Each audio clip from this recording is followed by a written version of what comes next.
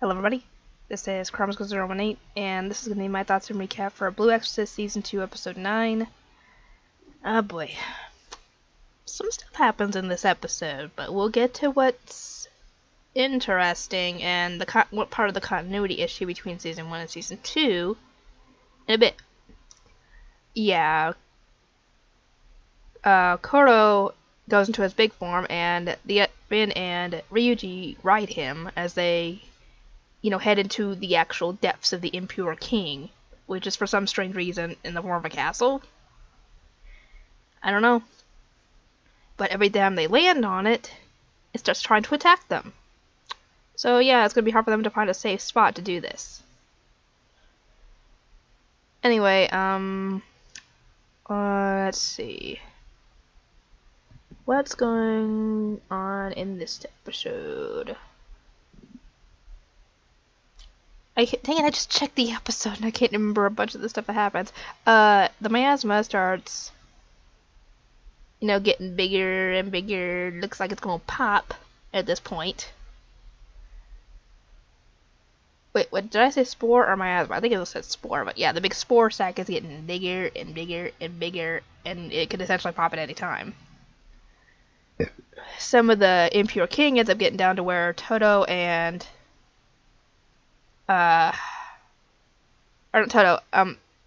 Shiemi and Ryuji's father, and I never remember what her name is, for the life of me.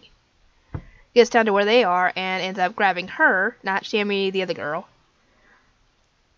And Shiemi is trying to figure out what to do in order to get her down, because obviously it'll kill her if she doesn't do something.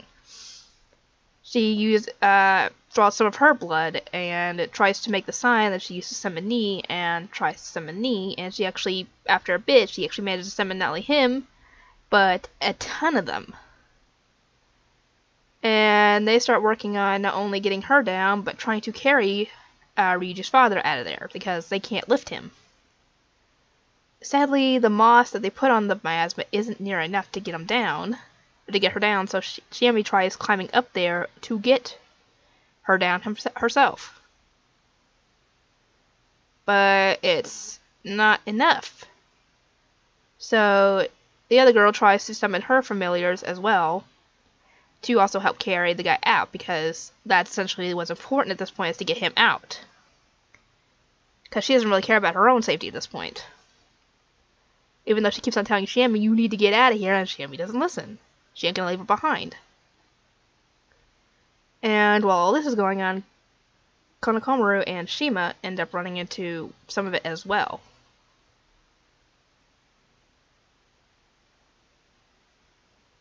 Sorry. Anyway, if we remember correctly, Shima's brother was one of the people who could use the fire demon's abilities, and he actually ends up getting it as well. I don't remember how, but the guy, he ends up being slightly a coward and runs off, leaving Konokomaru to fight the thing on his own while he runs off. Thankfully, he has a change of heart and goes back to help him. That's when he gets the fire, and they start working on trying to get past it so they can get to the others, which is very difficult, considering they don't have a whole lot of fire, and the thing is just everywhere at this point. And while this is going on, Yukio's still fighting Toto, and not doing so well, but until he tries to summon how many naiads? I think 8? 8 water naiads to trap Toto in a big sphere of water. And as we know, fire is water's weakness. Or water is fire is a weakness of fire, so it should work. So that's why he was missing so badly before, is because he was trying to form the circle. Sadly, it doesn't work, and the guy breaks out of the water and gets rid of the naiads. And he's actually about to try and kill Yukio until, here's a continuity issue, Yukio's eyes look the same way that Rin's do when he flares up, which gets Toto's attention. And we'll see later in season 1. Oh, yeah. It doesn't add up.